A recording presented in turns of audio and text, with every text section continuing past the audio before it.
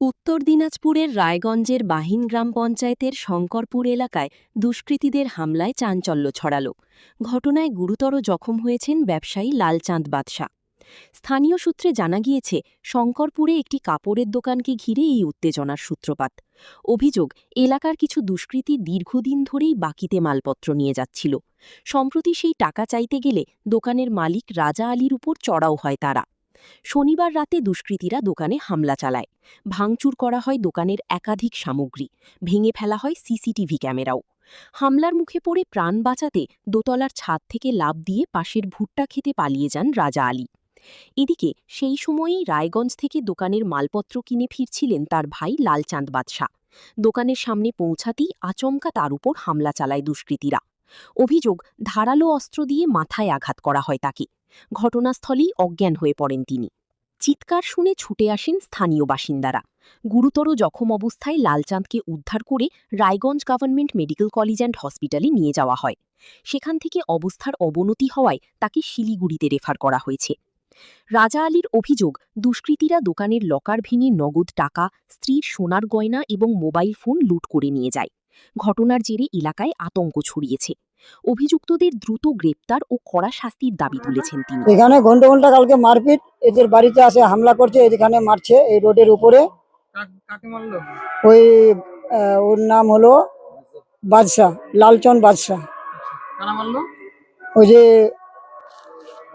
ওদের নামে তো কমপ্লেন করছে, ওরাই মারছে। চেনেন সবাইকে মোটামুটি? হ্যাঁ, আমাদের বাড়ির পাশে বাড়ি। কতজন মিলে মেরেছে? মোটামুটি 20-25 জনের বেশি হবে, কম না। কেন 20-25 জন মিলে এসে এরকম দোকানে হামলা করলো, বাড়ি মারধর করলো? ওখানে আমরা দেখলাম কালকে মোটামুটি রাত্রেবেলায় একজন হাতিয়ার নিয়ে হাতিয়ার রেডি হয়েছিল। আমার বাড়ির সামনে গেটের সামনে আমি বসেছিলাম। মোবাইলেও কিছু ভিডিও কল করা আছে, ফটো করা আছে হাতিয়ারগুলার। আমি বললাম যে দেখ, এদের হাতিয়ার নিয়ে রেডি হচ্ছে, মারপিট হবে কোনো একটা। আমাদের বাড়ি তো ভিতরে, আর এখানে আসে হামলা করছে। পরে আসে শুনি যে এইরকম ব্যাপার, এই রাস্তার উপরে পড়ে আছে। যাকে মারছে সে কি করতো? যাকে মারছে ও ব্যবসা করতো, কিসের? ওই যে কাপড়ের দোকানের ব্যবসা। কেন হামলা করলো জানেন কিছু? এর ব্যাপারে তো জানি না কিছু। কেন হামলা করলো জানেন না? না। আপনারা এলাকাবাসী কি চাচ্ছেন? উচিত শাস্তি দেওয়া হোক, যারা মারছে ওদের উচিত শাস্তি দেওয়া হোক। আমরা এটাই যাবো, অন্যায় কেন করবি? কি নাম দাদা? আমার নাম রাজা আলী। পেশেন্ট কে? পেশেন্ট আমার হচ্ছে ভাই কি নাম? লালচাঁদ বাদশাহ। কোথায় বাড়ি? বাড়ি শঙ্করপুর বাহিন কি অঞ্চল। হলো এরকম অবস্থা? এরকম অবস্থা, কয়েকদিন আগে টাকা পাচ্ছিল, কাপড় নিচ্ছিল ওর দোকান থেকে, শপিং মল থেকে, বাকি টাকা চাওয়াতে নিয়ে পরশুদিন আসছিল মারামারি করতে। তো পরশুদিন মারে গেছে। আমরা থানায় কমপ্লেন করছি, এসপি অফিসও কমপ্লেন করছি, কিন্তু পুলিশ যায়নি। তখন কালকে রাত্রি 9টার দিকে আমি ছিলাম শপিং মলে বসে। তো ওরা কিছু ছেলে পেলে, তোমার ইরশাদ আলী, সাদ্দাম আলী, তারপরে সুলতান আলী, শাহজাহান আলী, মুতাল্লেব আলী, তারপরে মুক্তার আলী, নাজিমুল আলী, আরেকটা হচ্ছে ওই সোহেল রানা, সে ডাইরেক্ট আমাকে হামলা। কথা বলাবে তো আমার ঘরে ঢুকে আমাকে হামলা। আমি 2 তালা দিয়ে ভেঙে গেছি। এই যে আমার দেখেন এখনো সব ছিঁড়া। এই যে আমার জামা ফাটা। আমি 2 তালার উপর দিয়ে পড়ে মাকাই বাড়িতে ভাই গেছি। তখন আমার ভাই রায়গঞ্জে আসছিল। আমার ভাই রায়গঞ্জ থেকে শুধু গাড়িটা আনে দাঁড়া করা আছে, আনে নিয়ে একটা লোহার তরোয়াল নিয়ে আসছিল আর মেশিন নিয়ে আসছিল। লোহার তরোয়াল দিয়ে মাথায় আঘাত করছে। তখন আমার ভাই অজ্ঞান হয়ে এখানে মরার মতো অবস্থা। তখন কিছু আশেপাশে আমার বড়বাবু, আমার দাদা, আমার বড়বাবু, আমার দাদাগুলো আসে, ওকে উঠাই। তখন আমরা হাসপাতালে নিয়ে আসি ওই টাকা চাওয়ার জন্য মস্তানি। আর এর আগে ওরা ওর শ্বশুরকে তেঁতুলতলায় পানি সালাতে ওর শ্বশুরকে মারে জখম করে। ওই যে এর ইরশাদের শ্বশুরকে, যে ইরশাদ আমার ভাইকে আজকে মাথা পাঠিয়েছে, ওই ইরশাদের শ্বশুরকে মারে।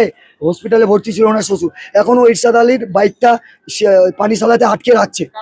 ওই যে ওর শ্বশুররা, ওই ইরশাদ আলী মারছে ওর শ্বশুরকে। ওটা কিছুদিন আগে থানায় কেস ছিল আমার ভাইয়ের টাকার জন্য। আর আমার কি কাজ করে ওরা?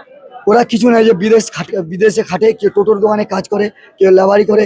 আর আমার দোকান থেকে ঢুকে আমার 3,60,000 টাকা লোন নিয়েছিলাম আমি ইন্দুসল্যান্ড লোনের।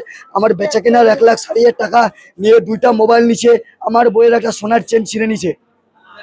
টাকাগুলো নিয়ে চলে গেছে। টাকাগুলো নিয়ে চলে, আমার 3,60,000 টাকা দাদা লোনের টাকা আমি হিন্দুস্তান ব্যাংক থেকে লোন নিচ্ছি। আমার ডয়ারে ছিল, আমার দুতলার উপরে ঘর আছে, ঘর ভাঙে সব একাকার। আমার সিসিটিভি ভাঙে দিছে, আমার সিসিটিভির যে মেশিন ছিল সব নিয়ে চলে গেছে। আপনারা যদি যান ইনকোয়ারিতে দেখতে পারবেন, আপনারা ছবি তুলতে পারবেন আমার ঘরে যে অবস্থা করছে। হ্যাঁ স্যার, কি চাচ্ছেন? আমি চাচ্ছি স্যার যেন পুলিশ যত তাড়াতাড়ি ব্যবস্থা করে নিয়ে ওদেরকে অ্যারেস্ট করুক, যেন ওদের আজীবন জেল হোক, যেন ওরা আর পাবলিকের সাথে কারোর সাথে এমন ঘটনা না ঘটাতে পারে স্যার। কোনোরকম ভয় বা আতঙ্ক? আমাদের আতঙ্ক আছে স্যার, আমরা বাড়িতে যেতে পারছি না, ওরা আমাদের মারার জন্য আগে পড়ছে, আমাদের যে কাউকে বলে মারে দিবে স্যার, এইভাবে বলতেছে। আমাকেও মারে দিত স্যার, আমি মরে যেতাম, আজকে দাঁড়ায় থাকতাম না স্যার। আমার ভাই যে অবস্থা, আমারও সে অবস্থা, আমি পালাই না যেতাম স্যার। স্যার আমি ব্যবসা করি স্যার, আমার 2টা শপিং মল, আমার 2টা জিএসটি নাম্বার আছে স্যার। আমি 1 লাখ টাকা ট্যাক্স দিই আবার স্যার। 2টা শপিং মল, একটা ভিটিআর এটিএম এর পাশে। এমন যদি করে আমাদেরকে, ব্যবসাদার মানুষ স্যার আমরা, এমন করলে কি করে চলবো স্যার বলেন? আমি লোন এখন কি করে মেটাবো স্যার বলেন? অতগুলো টাকা আমার, মোবাইলটাও নাই যে ফোন করবো, মোবাইল টোবাইল সব আমার। এখন যে ভাইকে নিয়ে যাবো এটাও টাকা নাই আমার, মোবাইলে সব ফোন পেতে টাকা ছিল স্যার। আর কি করে ভাইয়ের চিকিৎসা করবো স্যার, এটাই আমি আপনাদের কাছে স্যার। হ্যাঁ স্যার, শিলিগুড়ি এবার করে দিয়েছে ভাইকে, খুব অবস্থা খারাপ স্যার, কথা বলতে পারে না স্যার।